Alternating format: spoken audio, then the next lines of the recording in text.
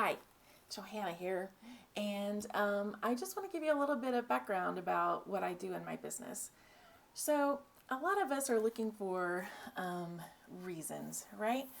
Why am I not quite so happy as I should be? I feel like I've got what I want in my life. I have a family, a great relationship, a good job, and I'm just not feeling as satisfied and happy as I feel like I should be.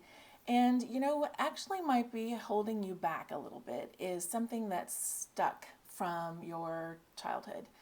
I know that you've heard a lot of theories in the past in counseling, theories about blaming parents for bad upbringing or whatever. And for me, it's not about blaming, it's about kind of finding the reasons behind why we feel the way we do or we act the way we do, and then being able to change some of our beliefs around the events that happen to us.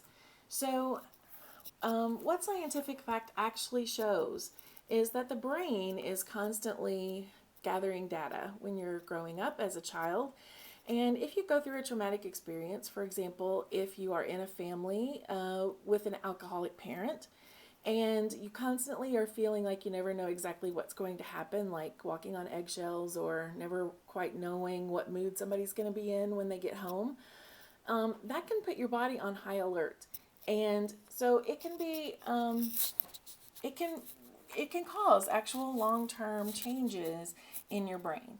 And so when you go through that trauma, then your brain sort of makes those pathways and keeps you kind of stuck at the age where you were when that first predominantly was happening, when it started happening, or perhaps when something sort of exploded out of that situation.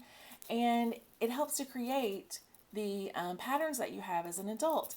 And one of the things that we're able to do in life coaching, which is so phenomenal, is able to help you go back to that place and heal the wounds that you picked up as a child. And one of the ways that I've found that works with people is being able to, first of all, talk about it, whatever it is. I mean, and again, it's not about blaming. I grew up in a two-parent household. Neither one of my parents drank, used drugs. They both had jobs. They both themselves had come through very tough childhoods, and the thing with me that kind of seemed to hang around was not what my parents did to me or anything that they created. It was kind of the fact that they didn't really know, or they didn't know what to do about the things that were happening to me. So, for example, bullying that was going on at school. My mom was a teacher, and you would think that would make it easier, but actually, in some ways, it made it more difficult because she had to work with the people that, the teachers that I had in school and in class, and she just wasn't really sure what to be able to do about that to best help me at that time, other than talking to me. And what she knew about that we did talk about, that's a big way to actually keep it from carrying over into your adulthood. But there are a lot of things now as an adult when I go back and talk to her about it that she just didn't realize was happening. And wasn't necessarily aware. So, as little kids, we think our parents know everything, and we think, well, why aren't they protecting us? Why aren't they doing something about this? And oftentimes, I think you'll find out that your parents may not have realized exactly what was going on, or they just felt powerless themselves to do anything about it. And when I'm a 40-year-old adult, 45, and so when I was growing up too, that was not one of the things we did. We didn't talk about troubles that were happening like we're trying to do today in our society. It's getting better. It's certainly not to the level it needs to be, but there's still a lot of that things that happen to us as children that we just don't talk about.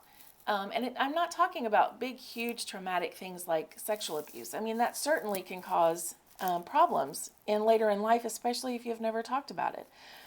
So, talking about whatever happened is the number one thing to help bring healing. And that's one of the things that a coach can do for you. They can help provide that safe space for you to be able to talk about it without feeling judgment, without feeling shame.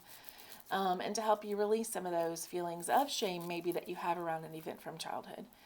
Again, remember, when you were a child, like if something happened to you when you were 6, you were processing that as a 6-year-old. So however you learned to cope with that was the best you could do at the time.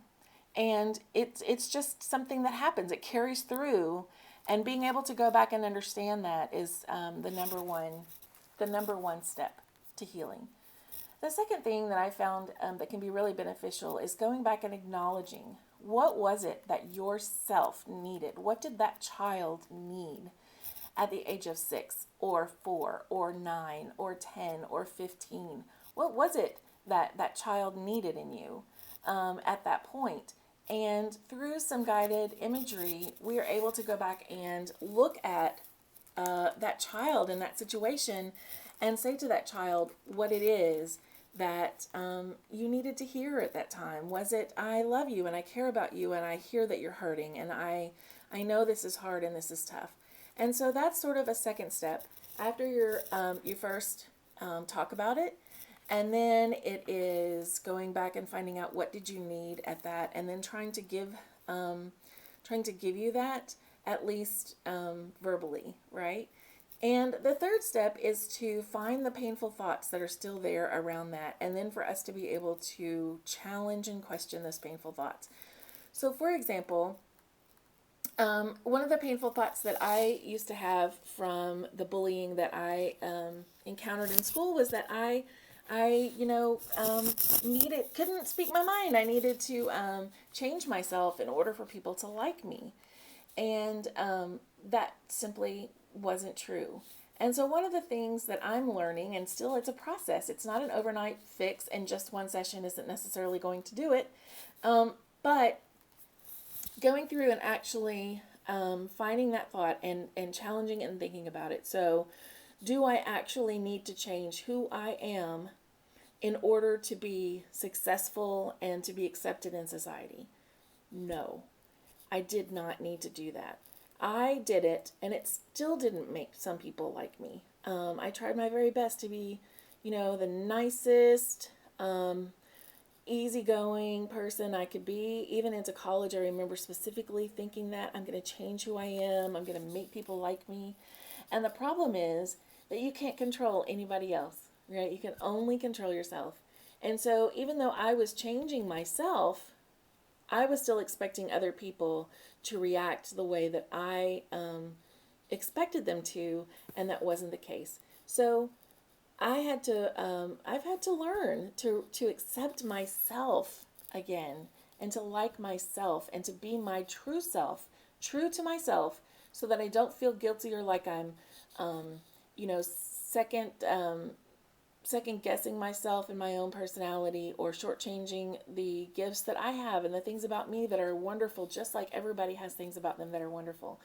So being able to go back and challenge those thoughts helped me to accept myself again. And it's still a process, because I spent a really long time not liking myself because I felt like other people didn't like me. And I was just believing a lot of these, false things that we tell ourselves. And we think them so much that they actually change, like the makeup of our brains, and actually form these beliefs and these neural pathways that you have to slowly challenge in order to get rid of. And so you basically are changing your brain chemistry, your brain makeup, and erasing those painful thoughts and replacing them with thoughts that aren't painful. And once you're able to kind of go through that process and you continue to work on it, you really can learn to move forward and let go of those things from the past. So I hope this kind of gives you a little bit of a picture of what goes on in life coaching and what I can do for you and help you do. And actually, I shouldn't say I can do it for you, because I'll just be leading the way. You're the one that's going to actually have to do the work. But I can definitely help you along the way and provide that space and some of the tools that will help you achieve that. So thank you very much for listening, and I hope to talk to you soon.